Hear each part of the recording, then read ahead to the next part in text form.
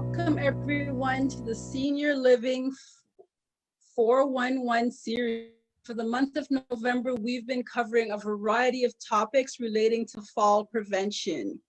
If you have not taken action on any of these recommendations that I've made thus far, I urge you to take action after tonight's show. Personal emergency response systems save lives and provide the safety, security, independence, and longevity we all want for ourselves, our family, and our friends. If you know an older adult who's living at home alone or an older couple that is living alone, tonight's show is for you. Tonight, I have a special guest with me, Ms. Stephanie Santos-Spraggett. Welcome, Stephanie. Thank you, Desiree. All right, and prior to joining Phillips Lifeline as a Lifeline community representative, Stephanie worked in social services, supporting and caring for individuals, mainly seniors, with developmental disabilities and mental health issues. She has also volunteered with various organizations, including the March of Dimes and various youth sport teams. In the spring, Stephanie created a volunteer-based group called Sewing PPE Task Force. Wow, what an initiative, with one goal in mind: to sew and provide PPE for healthcare workers in the communities of Peel and Halton. Stephanie has always gravitated towards careers and volunteer work that have allowed her to help others to live better lives. Once again, Stephanie, welcome to the show. Thanks again, Desiree. All right, and my name is Desiree King. I'm a senior home safety advisor here in Ontario. For those of you who haven't joined any of our shows, I'm going to tell you a bit about myself. Let me share my story. So the first question I'm often asked when I deliver seminars such as this to seniors groups or different groups like that, I'm asked, what do you know about aging? Or you're so young, or why do you care? And my response is that it's my passion. Now I'm going to date myself here, so promise not to calculate my age, but when I was 14, I volunteered as a candy striper. And I'm sure those of you who remember candy stripers, we wore that red and white outfit and we went around hospitals serving people. In my case, I worked in the geriatric ward, helped delivering books to seniors. And I had so many great conversations in doing this. And I really think that was the beginning of me finding my passion in serving seniors. I then went on to work as a dietary aide in the geriatric ward of a hospital throughout my high school years. And since then, I have worked in or owned several senior-related businesses. Most recently, I was a realtor for the past 6 years who specialized in working with a 55-plus demographic. And I've taken a slew of courses in aging in place, downsizing, retirement living options, and dementia care. I've also worked as a client care coordinator for one of the leading home healthcare companies in North America. Now, I must admit that during my time spent as a realtor, I've always felt a pull towards the educating and serving side of the business, more so than the transactional real estate side. So at the beginning of 2020, I knew that something in my life was about to change. I knew that my calling was greater than my career. Little did I know that we would hit a pandemic called coronavirus, and really no one knew that. So over the past 7 months, coronavirus has killed roughly 9,822 Canadians. 81% of these deaths are linked to long-term care homes. Now, health officials have cited the need for rigorous visitor and resident care protocols and precautions in these facilities, but the solution is also in our hands. We, as a people, as the future elderly population of this country, have to make some decisions as well. I firmly believe that we as Canadians need to change our thinking and method of caring for the elderly. And one possible solution is that we honor the wishes of our elderly members of society and better equip them to stay at home by doing what places like Scotland has done and pouring money into home modifications and home health care as opposed to hospital funding. Over the past 2 months, as I sat at home, listening to the news and watching the number of deaths occur with our seniors, I realized that I wanted to do more than I was already doing. I realized that being a realtor did not align with my desire to have a greater impact on the lives of seniors. There's an ancient Greek physician named Hippocrates, and he once said, "Drastic times call for drastic measures." My drastic measure took the form of me officially resigning from real estate and turning my attention to my one thing, which is senior home safety. While many seniors want to stay at home safely, the fact of the matter is their homes are not equipped to do so. And the statistics I'm about to share with you are going to show you how. In preparation for what I see will be a shift in the mindset of seniors, their adult children, and society on the whole, my main objective is to assist families in figuring out what is wrong in the homes of themselves or their loved ones and what needs to be addressed in order to allow our seniors to be safe in their homes. My vision remains steadfast to educate, equip, ensure, empower, and elevate seniors and their families throughout the aging in place process, arming you with top-notch information and access to other like-minded, qualified providers. You may be wondering, why is fall prevention so important? Why is there a whole entire month dedicated to fall prevention? I'm going to share with you 4 reasons tonight. The first reason is falls are common. Falls are the leading cause of fatal and non-fatal injuries for older adults. As a matter of fact, 1 in 4 older adults falls each year. And every 11 seconds, an older adult is treated in the emergency room for a fall. Every 19 minutes, an older adult dies from a fall. This interview is going to be about 40 minutes. And in that time, 2 older adults will have passed away from a fall. The second reason is falls can cause serious injury. Falls result in injuries such as hip fractures, broken bones, and head injuries. In fact, more than 2.8 million older adults are treated in emergency departments annually because of a fall, resulting in over 800,000 hospitalizations. The third reason is falls are costly. The average hospital cost for a fall injury is over $30,000. Falls with or without injury carry a heavy burden on the quality of life. And after a fall, many older adults develop a fear of falling, and as a result, they limit their activities and social engagements, which is a step backwards. Fear of falling can result in further physical decline, depression, social isolation, and feelings of helplessness. The last reason is that falls impact caregivers too. Research has shown that after a care recipient's first fall, caregivers report a significant increase in caregiver burden, fear of falling, and depression. Research has also shown that the toll on the family caregiver's health appears to increase over time. If you can prevent a fall, whether it is you as the caregiver or the person you're caring for, you can save time, stress, and money. No one wants to fall. No one plans to fall. But the fact is, falls happen. One of the first steps in fall prevention is to have a plan. And this plan should include how you will get the help you need should a fall happen. This is where Stephanie is going to help us out tonight. Stephanie, tell me your story. What led you to your career in assisting families to decide on the right personal response system for themselves or their loved ones? Well, thanks, Desiree. Well, at this point in this stage of my career, working in the PERS industry allows me to do the 2 things that I love the most. Helping seniors to live more independently and safely at home, and then also working closely with healthcare and community professionals and also caregivers to support their patients, clients, and their loved ones who are in need of assistance to continue living at home because they're either at risk for falls or they're managing a chronic health condition, or even if they're just living alone. Okay, that's amazing. And I know you've shown your passion in a lot of your volunteer work and stuff. So it's something that definitely aligns with everything that you've done thus far. So just basic question, what are personal emergency response systems used for?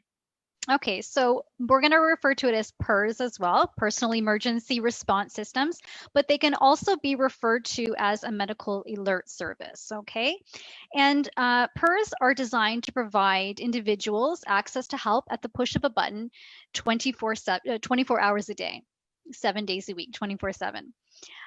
Typically, those who are at risk for falls or managing health conditions, again, or those living alone benefit the most from this type of service. And studies have actually shown that the quicker that you get up from help, the quicker that you get help after a fall or during a medical crisis, the better the outcome will be. Definitely. So what if you have someone who has fallen and not able to push this button or activate it? Would having one of these devices still be beneficial to them? Absolutely. There are different types of PER services, okay? And I can explain the three types of PER services that are available. The first one, okay, would be a help button where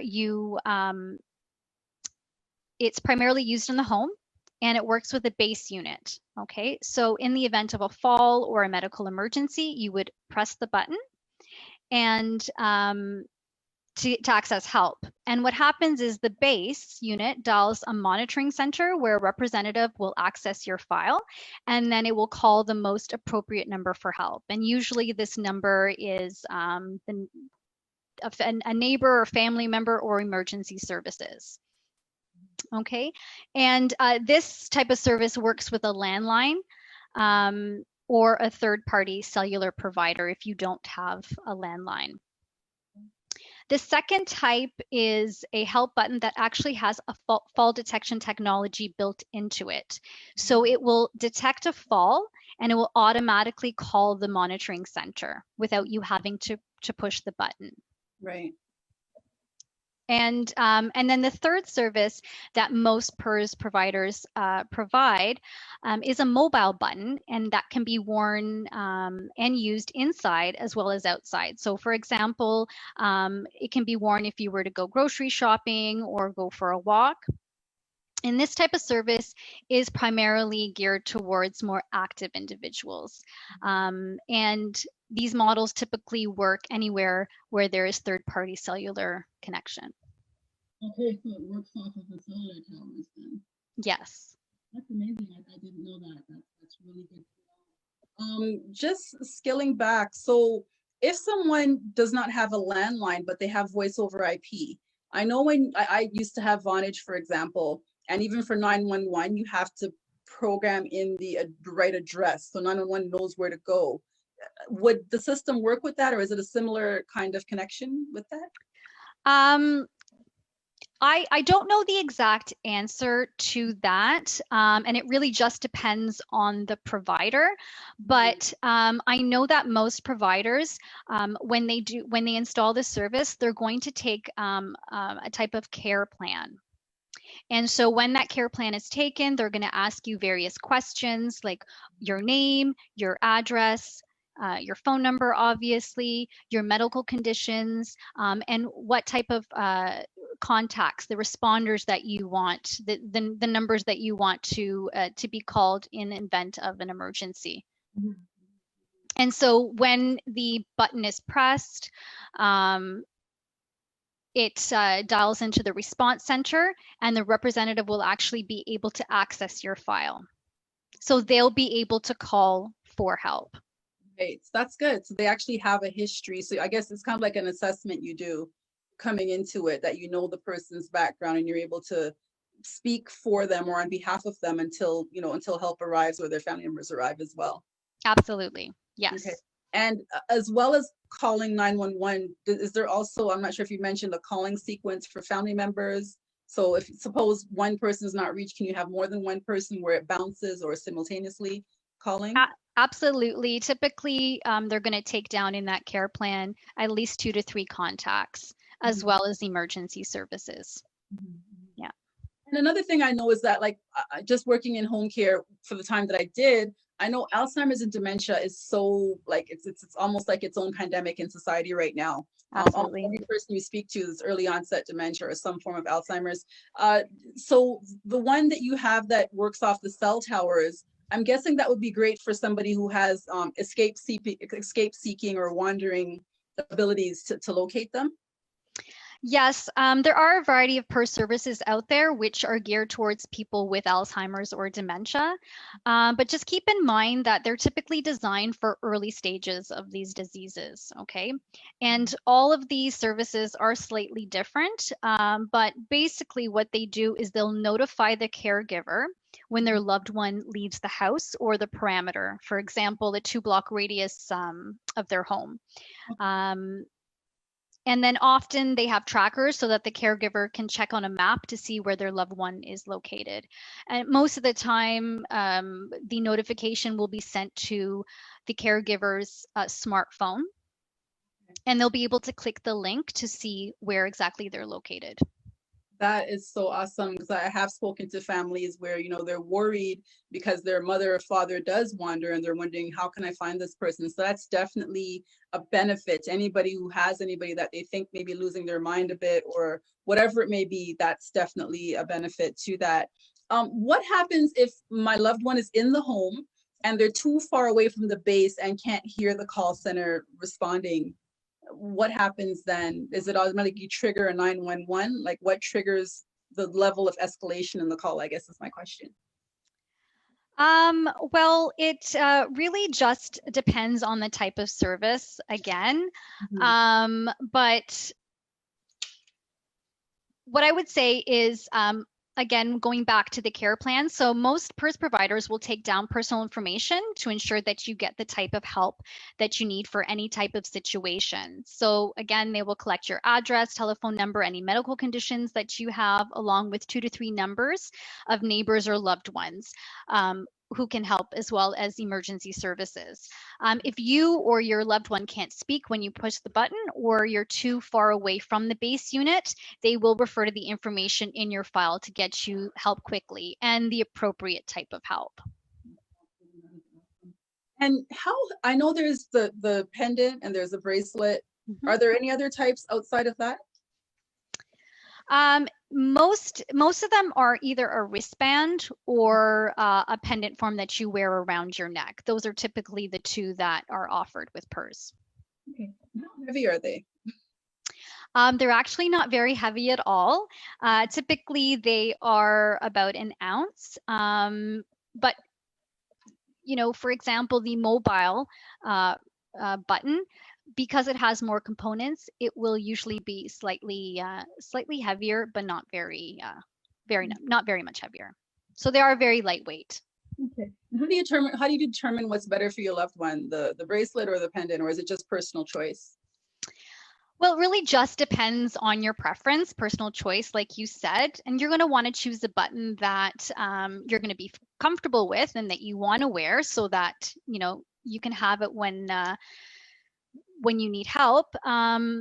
Because remember, you're going to be wearing this 24 hours a day, so that's really important, your comfort level. But one consideration, though, is if you're choosing a button that has fall detection in it, I would suggest choosing a pendant with fall detector, so the pendant form, because they're actually more accurate with the fall detection technology. Okay. Yeah. And I guess, do they use batteries, or what powers these things? Typically, it would be batteries. I believe most PERS services are battery operated.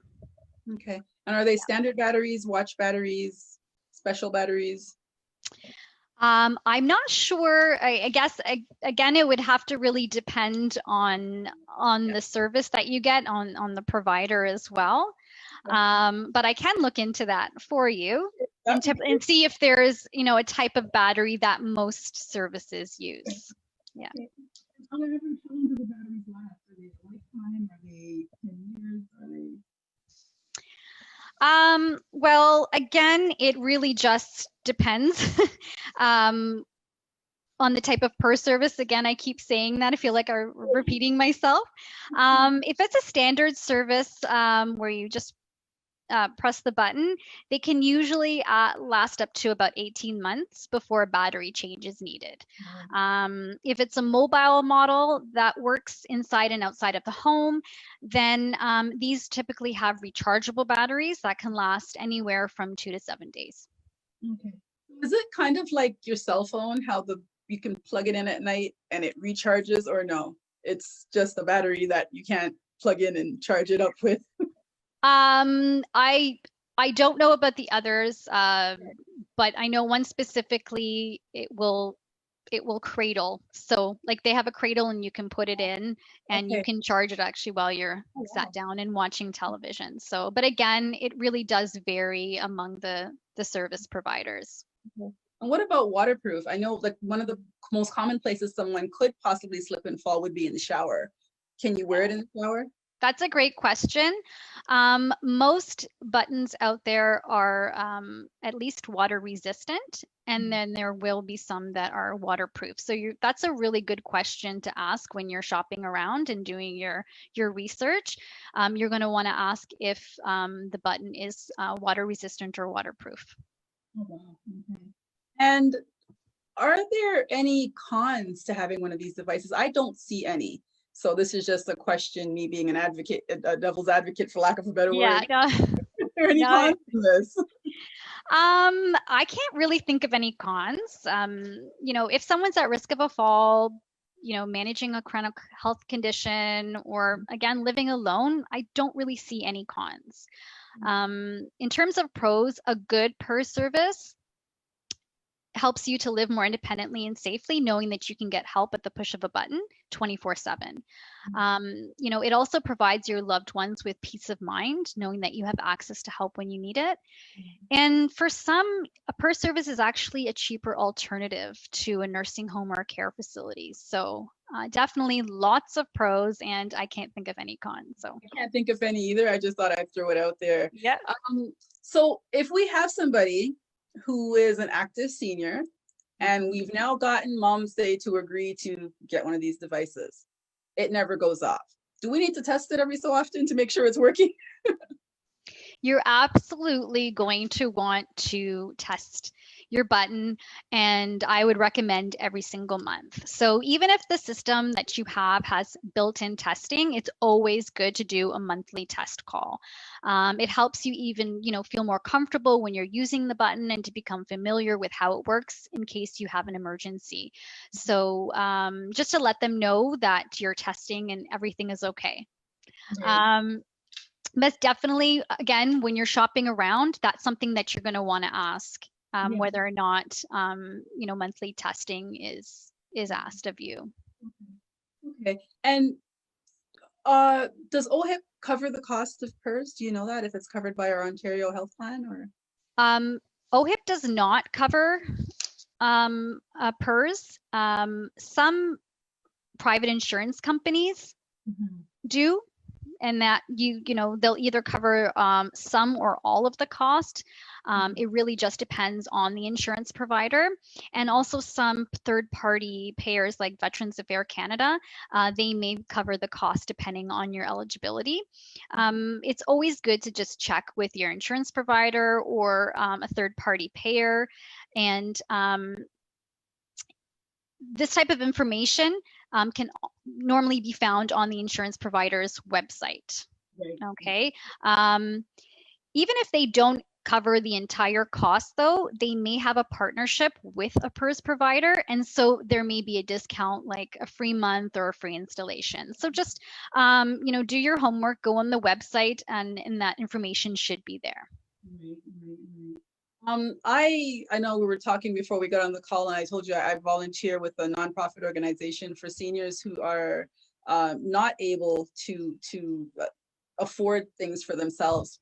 One of the things we have is something called the Buy Some Time program, where we ask for donations towards, if they need health care, people can contribute to that, and then they can then get the care they need.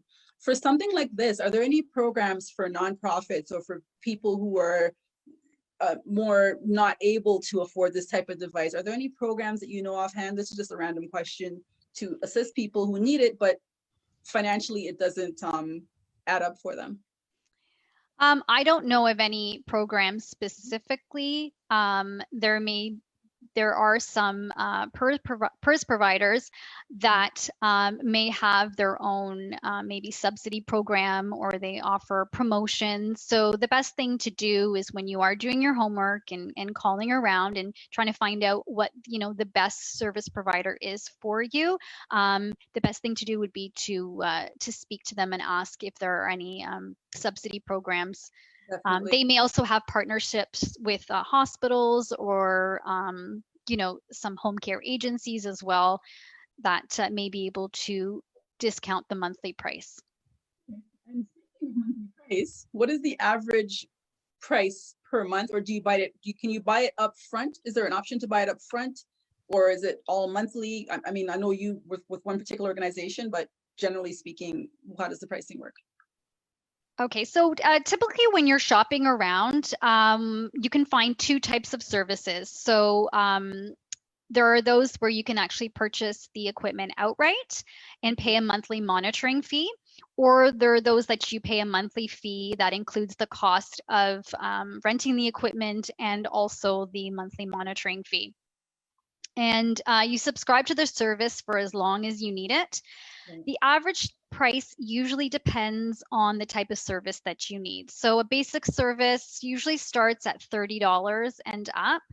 A button with fall detection technology, it's usually around $40 and up a month. And then a mobile button is going to run you a higher monthly fee, and those usually start around $50 per month.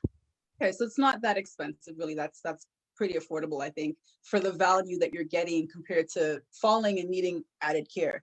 So definitely worth the cost. Question that just came to mind. So I know in home health care, if someone is receiving government services from the CCAC, aka LIN, HST is waived because they're getting that service. Does that kind of thing apply to PERS as well, or does HST go on top of that monthly price? I can't speak for all PERS providers, but no, I think HST is added on to the monthly fee. Are there any hidden fees or costs in the contract, such as you've made it go off 5 times and that's it? You got to pay per use now each month, like kind of like a cell bill, or no? No, that's why shopping around is so important. So often a service, for example, that's around $30 a month is not going to be the same quality as a similar service price, slightly higher than that monthly fee. So it's really important to ask about what's included in the monthly fee. So examples of questions to ask, does the monthly fee cover ongoing service, maintenance, battery replacement? Who's monitoring your alarms? Is it outsourced to a home monitoring company, or is the monitoring done by the company itself? Another question that's good to ask is, can you push your button for reassurance or support, and not just for emergencies? So again, when you're doing your shopping around, it's really important to gather some questions that you want to ask, and when you're speaking to each PERS provider, make sure you ask them those questions. Right. And I'm guessing, do these companies that like your company or other companies, do they kind of team up with like Bell Canada or someone like that for the best tower coverage, or TELUS, or is it just any provider's towers it bounces off of? That is a question I would have to get back to you because I'm not sure. Yeah.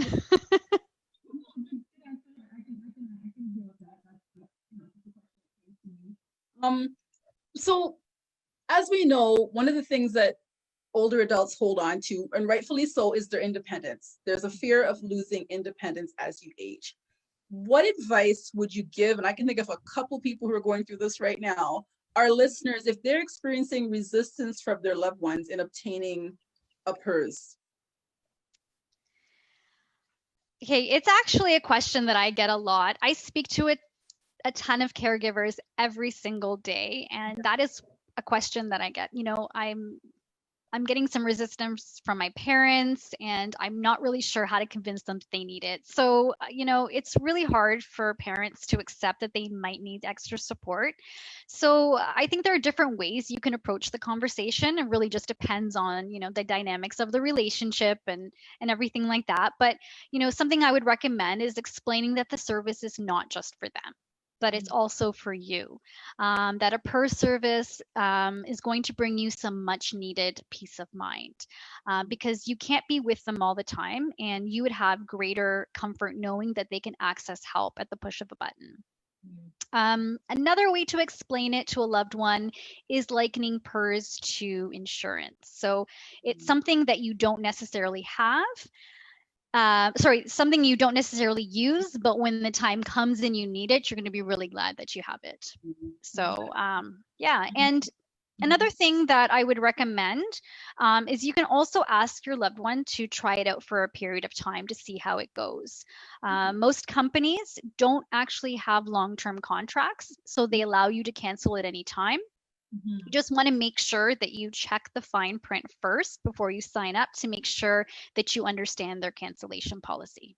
Okay, that is valid. I know even when I do counseling on people who are thinking about going into retirement living, there is an option to stay there, even for respite care, say for a week or a month, or even volunteer there before you actually know if that's a good fit for you. So it's good to know that could actually be an option. We do have a question. What if I'm traveling? Can I put my service on hold, or can I add a travel service, like a roaming service, I guess, with it? They're asking, what are the options for if you're traveling with it? Will it work, say, if I have a PERS with the GPS and I go to the States off their towers, or no? You know what? I can't answer that question for all PERS providers. So that is something that it's a great question, by the way, and it's something you would ask before you sign up. That in this situation, what would happen? No, that's a very good. I never even thought about that. Excellent question. Excellent question.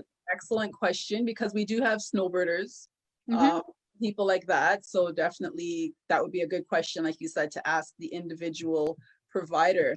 I see another question coming in here. What about rural services or cottage country service? Does it work? Like the basic service that you would use at home. Yeah. I know typically with the the button that you use just at home, it will just plug into a phone line. Like if you have a landline, it will just plug into there. So if you have a landline or a cell phone, there's also wireless options available as well. You can just use that. So there shouldn't be any issues in rural areas. So it has nothing to do with Wi-Fi at all. Nothing to do with Wi-Fi. Because I know a friend of mine has a cottage way up north, and we go up there is absolutely no Wi-Fi, and if she wanted it, they will charge her like thousands of dollars to wire it up and all that stuff. So there's no Wi-Fi required for these devices. No, I don't believe I can't speak to every single one again. But that's definitely a question, another great question that you're going to want to ask when you're shopping around for your PERS. Yeah, definitely. So what motivates you in this job? Like, what really motivates you to, keep on educating people and keep on sharing? What is your why? Well, it really comes down to knowing that I'm doing something every day to help others. So I enjoy waking up, every morning knowing that I'm going to make a difference for a senior, for a caregiver, for a healthcare professional. So that's probably what really motivates me, and also my children. They bring me great joy, and they motivate me every single day. So I can relate to that. Definitely. Having a daughter who watches me, they watch you closely. absolutely. So definitely you have to make sure that you're walking the walk that you talk, for lack of a better word. Yes. What's your favorite quote? Do you have a favorite quote? Well, that's a good question. You're giving me lots of good questions, Desiree, and the audience too. Thank you very much. I have quite a few favorite quotes, but I will say that, just given the year 2020 and all of its challenges, I'm going to say the quote that's my favorite right now is, in a world where you can be anything, be kind. Wow. In a world where you can be anything, be kind. That is Yeah, definitely not a more popular one that we hear, but definitely a relevant one, especially in the uncertain times that we're all trying to push our way through. So definitely, I exactly. like that quote, definitely. Do we have any other questions from the audience? If we don't, I will move on. I don't see anything popping up here.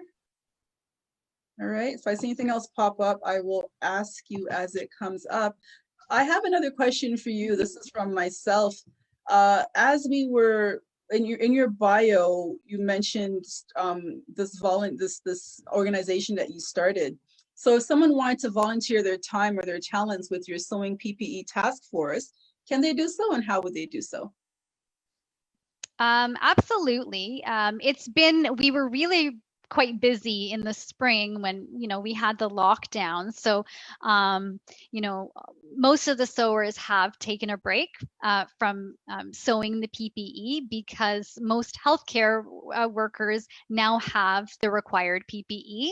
So we really have been on pause, but you never know, it may start up again. I hope not, because obviously I want healthcare workers to have the PPE that they need, but they could just contact me, and I would be more than happy to receive their help, or even to guide them towards another organization that I may know that is continuing to work throughout the second wave. That's awesome. And we will share your information with on all the different platforms as well. Uh, my next, I mean, is there anything else that you would want to share with us? Oh, hold on, there's a question coming in. I think we answered this, but I will ask you this question again. We have a top fan, Antoinette Duncan. Are there 1 year or short-term contracts? I think we touched on that, but can you just answer that question for us again? Yeah, so again, it just depends on the PERS provider. You're going to want to ask that question. For sure, that's an extremely important one. Most of them don't have long-term contracts, though, so you should be able to cancel at any time. But again, read the fine print to make sure that you understand the cancellation policy before you sign anything.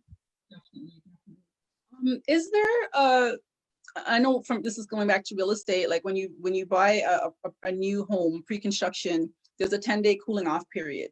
Is there a cooling off period where you say you get it and I know the contract, but say 10 days or 5 days and you decide no, you don't want it?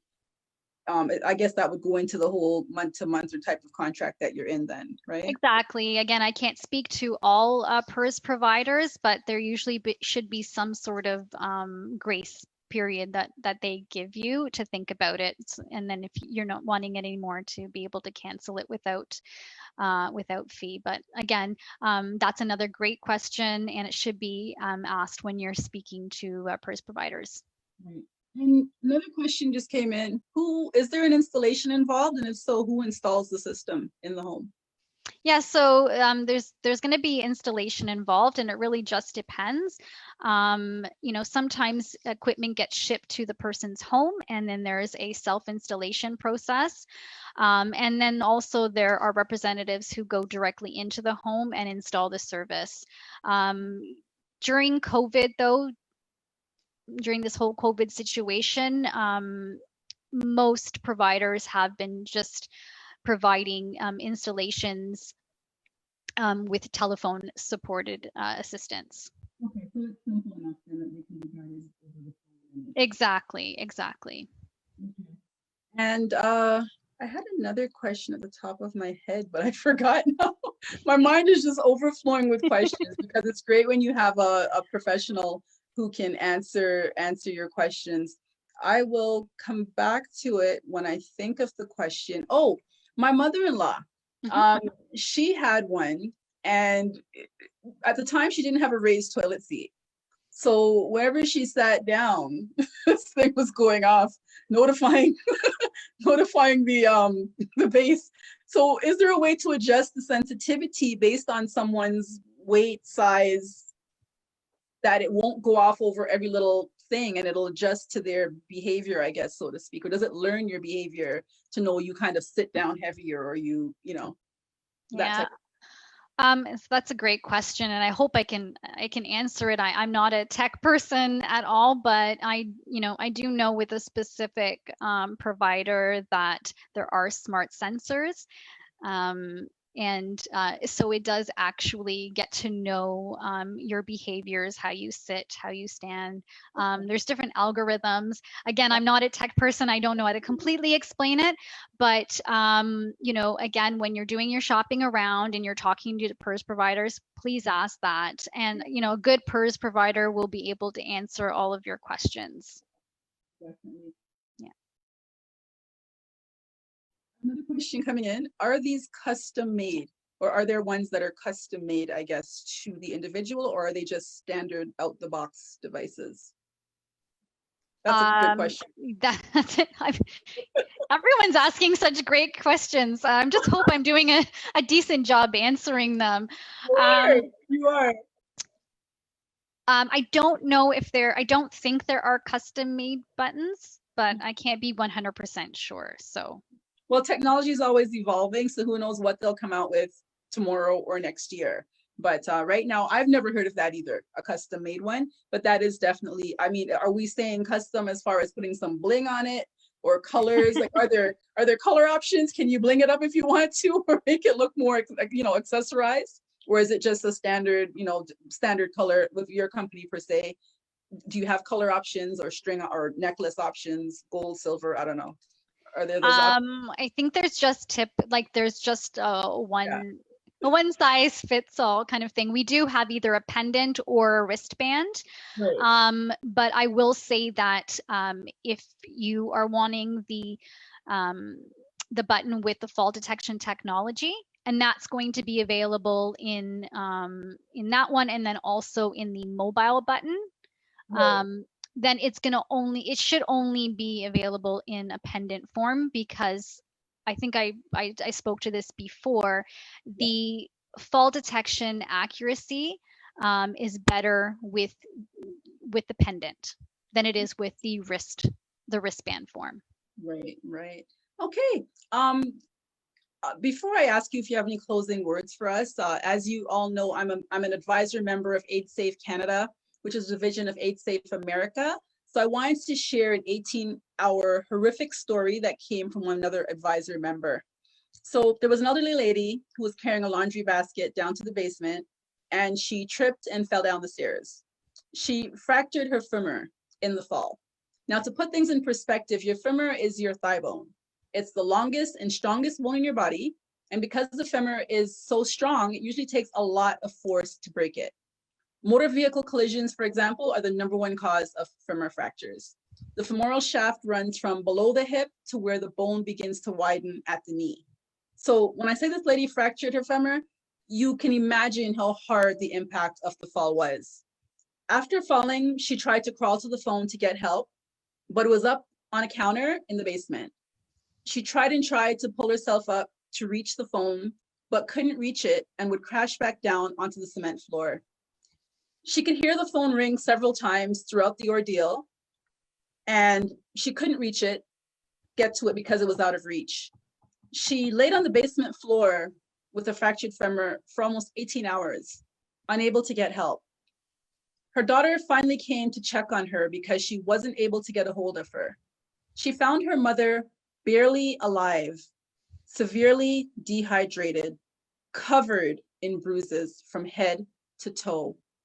Many were caused by her falling over and over, trying to get to the phone. Soaked in urine, and pressure sores had developed where she had lain for so long. This woman had to have surgery to repair her fractured femur. She was in the hospital for 2 weeks due to the extent of her dehydration and subsequent complications from that, as well as care for her skin wounds and surgical repair of her femur.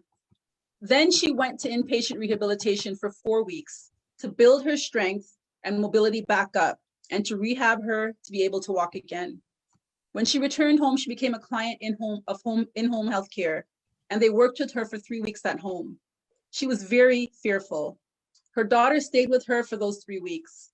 They had her get set up with a cell phone and a personal emergency response system, aka PERS, that she wore around her neck.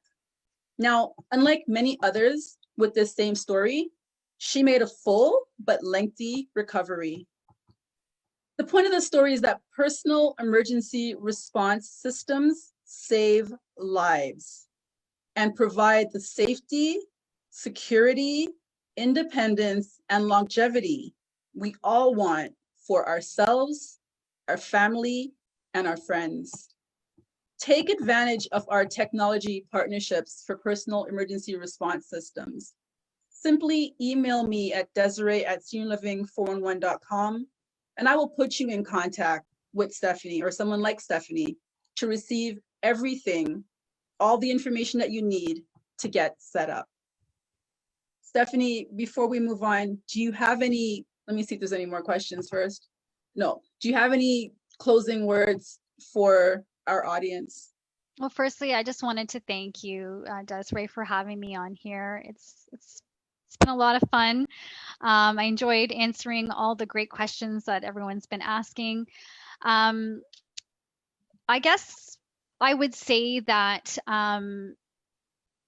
just shop around, do your homework, do your research. And, a tip that I can offer today is when you're shopping around, ask about a warranty, what's included in the purchase price or rental fee. Ask about service maintenance. If something isn't working or a battery needs to be replaced, is there an additional fee? How do you get replacement batteries? You need to understand all of this before you sign up and purchase a PERS service. And there are plenty of other questions that I could go through to, let people know to answer. But again, I would say I can't emphasize this enough, do your research and, speak to these PERS providers, ask them, the necessary questions, anything that comes to mind, and really just trust your instincts. And, I speak to so many families, and the first question I ask them is, does mom or dad have a PERS? No. And they've been thinking about it. They've been putting it aside. Listen, one call could prevent a fall. So definitely, I cannot begin to stress how much helping yourself, a spouse, or an aging parent to avoid falls, or if they do fall, having one of these devices, it goes a long, long way towards preserving health and independence. I'm sorry. Over the past month, we've discussed home healthcare, stair lifts, home modifications, and so much more. But how do you pay for all of this if the what if happens? My first piece of advice is do not wait until it happens. Do your research, educate yourself, integrate elder care into your financial planning, or you're going to pay the price. People plan for retirement to live how they want in their silver years. But have you thought about including elder care in those plans? Most have not. And when reality sets in, people are shocked at the cost. Join me, Desiree King, and Zamal White, who's a financial planner, as we discuss the 411 on financial planning for the what ifs. That's going to be tomorrow, Sunday, November the 29th, 2020, as we begin to wrap up this month-long series. And tomorrow's show will be the 411 on financial planning for the what ifs. I want to thank you again, Stephanie, for graciously agreeing to appear on this show. Thank you for joining us. You've been a wealth full of information. And thank you. I want to remind everyone that all of these discussions can also be found on the YouTube channel, on the Senior Living 411 Incorporated YouTube channel, or on the Senior Living 411 podcast. And please remember to like this broadcast, share this broadcast, or subscribe to this broadcast, and follow the Senior Living 411 Incorporated Facebook page, and join the Senior Living 411 series private Facebook group. In this group, you will have access to anyone you see me having these conversations with. If they have any specials happening, you'll have access to this in this private group only. So again, everyone, have a wonderful night. stay safe. And again, just do your research. We're not doctors here. We're not doctors. We're not healthcare professionals. We're here to give you the information to then take to the appropriate party so you can make the right decision. But as Stephanie says, it's not about which company you go with. Do your research, do your homework.